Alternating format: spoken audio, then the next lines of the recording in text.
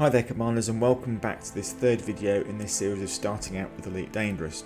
So where we left our Commander Tiberius Valerian last time was he just completed his first mission, earned some credits and managed to rank up with his trade ranking. So today we're going to look at what's next for him. So we're going to go back and look at the mission board, and this time we're going to filter on the faction that we were working for last time, which is the Ross 651 partnership. And the reason for this is that they are aligned with the Federation. And if you remember, we'd set one of our goals as being to rank up with the Federation in order to unlock the Soul Permit and to unlock some of the Federation type ships. So it's a good idea to carry on with this partnership, because we're going to basically increase our faction reputation, and therefore we'll get more interesting and more lucrative missions come our way from them. So we're going to filter the missions by this faction. Now if you wanted to, you could carry on doing some of those simple data currying type missions. However, it might be worth doing something slightly more interesting to make the game more varied. So in this one we're looking at this mission, which is to infiltrate the Megaship's ship log uplink mission. So if we select it and open it up, there's a few things to look at here. So the first thing is that the financial reward is reasonably high compared with what we've just done. The other thing to look at is that the threat level is 0, which means it's a relatively safe mission. But the most important thing actually is to look at where it is. So it's in the Neri system, and it's telling us that it's 40.22 light years away, which is quite a long way considering the type of ship that we've got. So we're going to accept this mission, but we're going to do a couple of things in order to prepare for it. So the first thing that we're going to do is that we're going to open up the star chart map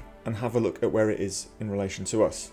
And if we plot a route to the Neri system from where we are, it tells us that it's going to be 24 jumps.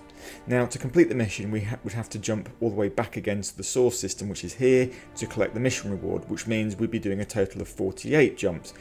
That's quite a lot. So what we're going to do is we're just going to check the route settings, and we're going to change that from the economical routes to the fastest routes and see how that affects the jump time.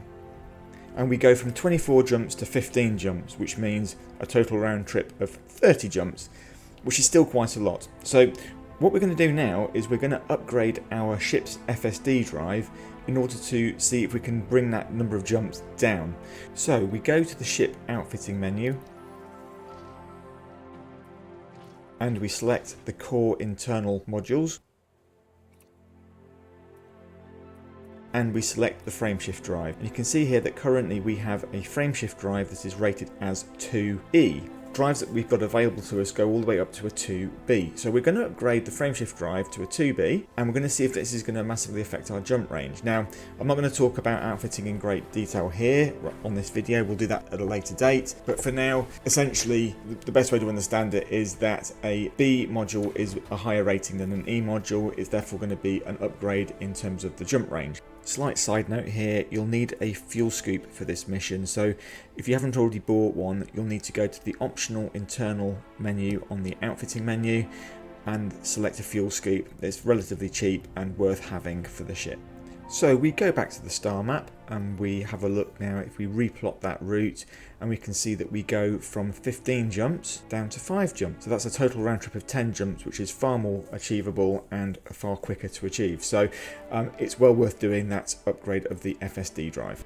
So we're going to launch the ship. And because we've already plotted our route, the route's already planned in, so we can, as soon as we leave the station and we are ready to start making those jumps, we're just going to follow those jumps consecutively. Now the one thing that we're going to talk about in more detail is fuel scooping. So as you make the jumps, your amount of fuel that you have in your ship is obviously going to go down because you're using it. So you're going to therefore need to refuel. Now there are two options essentially. Either you land at a station and buy more fuel, which takes time, or if you've got a fuel scoop added to your ship, which you should have now, as you come out of hyperspace and you approach the sun, you can start to automatically start to fuel scoop. So the way that fuel scooping works essentially is you fly close to the sun and your ship will automatically scoop fuel. Now there are two readings that are really important: your heat and the rate that you're scooping fuel at. So the heat then is basically the amount of heat that your ship is taking on. You don't want it to be above 80% ideally. And then the fuel scoop rate is basically the rate at which you're scooping fuel. The module's maximum rate for this is 18. So essentially what you're trying to do then is to basically fly in orbit around the sun in order to maintain the maximum scooping of fuel as per the module's rating, but try and keep the heat below 80%. Now here you can see I'm not being particularly successful with the heat. It's rising up and it reaches a maximum of 96%, but I've managed to get enough fuel for now, so I'm going to bug out and go and make my next hyperspace jump. So the idea is, as I'm making these jumps, I'm filling up at each fuelable star to make sure that I keep my fuel tank as topped up as possible, and therefore not having to stop off at a space station to refuel.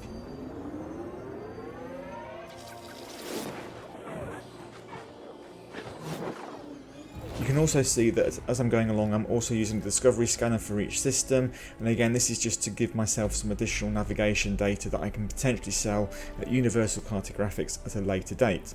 So it's at this point that I get interdicted by somebody. This is something that happens occasionally, and at this stage I would say that you don't want to ideally submit to it. So you can escape from an interdiction by just maintaining your ship in the escape vector. So you just keep holding the ship there, and essentially there are two readings you're looking at. You're looking at the red bar, you want to see that decreasing, and the blue bar you want to see that increasing. So the more that you hold the ship within the escape vector, the more that you'll escape from the interdiction. And there we have it. We've evaded the interdiction and we're safe. It's a point to note, in this case it was an NPC pirate. Occasionally you do get real life players doing it. It's a part and parcel of playing Elite Dangerous. So we do a couple more jumps and we end up in the Neri system, which is our target destination system, and we therefore need to find the Mega class ship in order to be able to complete the mission. So to find the ship, we look in the navigation section and we find the mission destination listed in there. We select Super Cruise Assist and we are now on our way to the destination.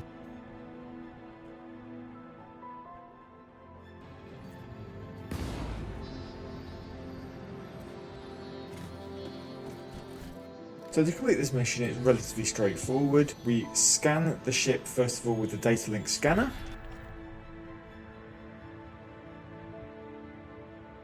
And then once we've done that, we then go again into our system interface menu, and this time we look under contacts, and all the ship's components will now appear under the contact section. And what we are looking for is we are looking for the ship log uplink in order to complete this mission. So we look on to the ship log uplink, and we've now got to basically find that on the ship. So we fly around, and as we look at the ship, you can see that the ship log uplink component is highlighted. So you've got to be within 150 meters.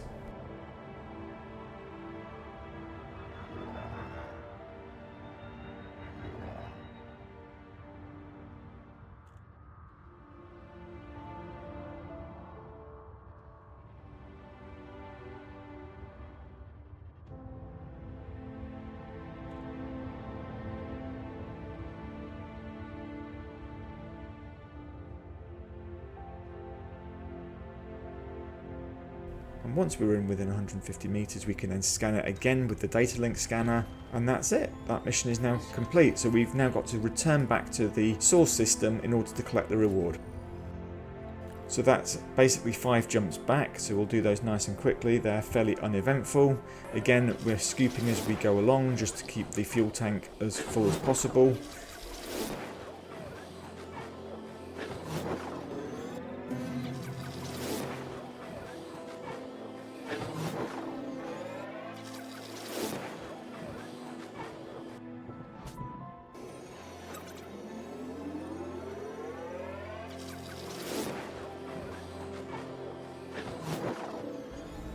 Once we're in the source system, we navigate to Gentle Platform, which is where we originated from.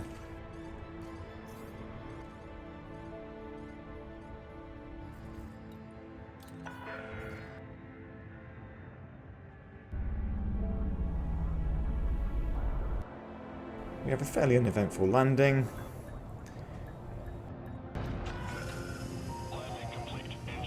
We go to the mission board.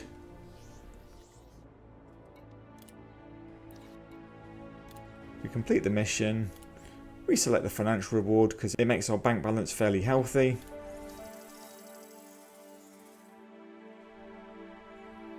And we can see that our faction reputation has increased, which means we're going to get a better choice of missions at a later date. And that's it, Commanders, that's this mission complete. On the next one, we are going to look to use some of those credits to outfit the ship to do a bit of very basic bounty hunting combat. Okay, nothing too advanced. If you like what you've seen, then please like and subscribe to the channel. And don't forget, there's a companion video series where I am basically following Commander Tiberius Valerian's story in more depth as he tries to escape from the clutches of the Empire. So that's it for now, Commanders. Train hard and fly right, and I'll see you on the next mission.